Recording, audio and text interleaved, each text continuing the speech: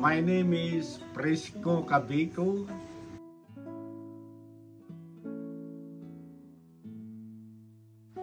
On December 20, 1906, 15 men from the Philippines arrived in Hawaii to work on sugar plantations, marking the beginning of a significant migration of Filipino laborers known as Sakaras. This first group of contract workers laid the foundation for the thousands who would follow. This documentary features a life story focusing on the struggle, determination, and American dream of Prisco Cabico. Ano ang mga pinakamahirap na hamon na hinarap mo sa pagtatrabaho sa plantation, physical at emotional? The hard one is planting pineapple. Naranasan mo ba ang anumang hindi patas na pagtrato o diskriminasyon?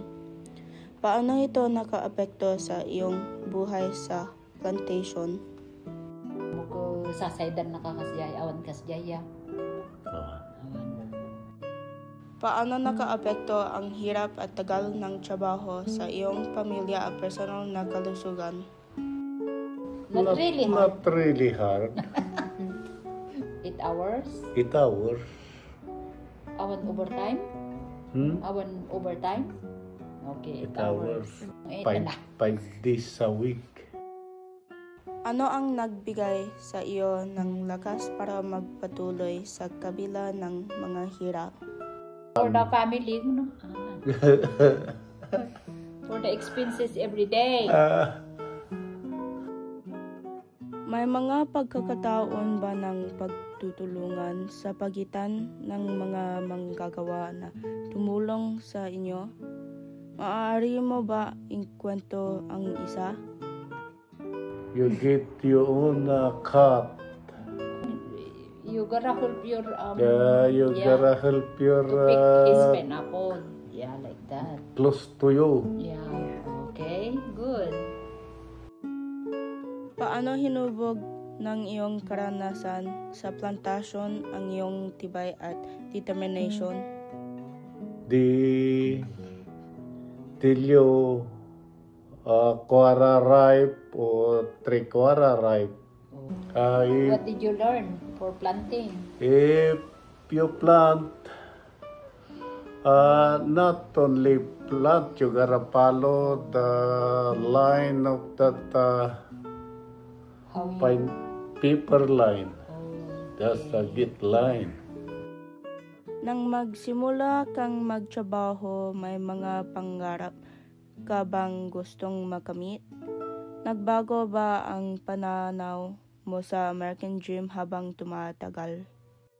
To save money for the education for my kids.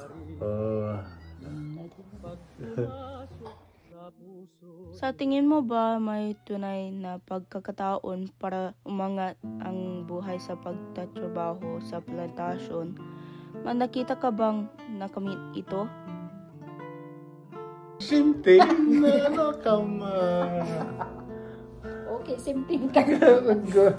Looking good. Looking Same good. thing ka, Myra.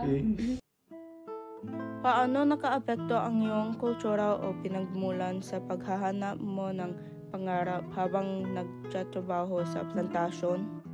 Because of the family.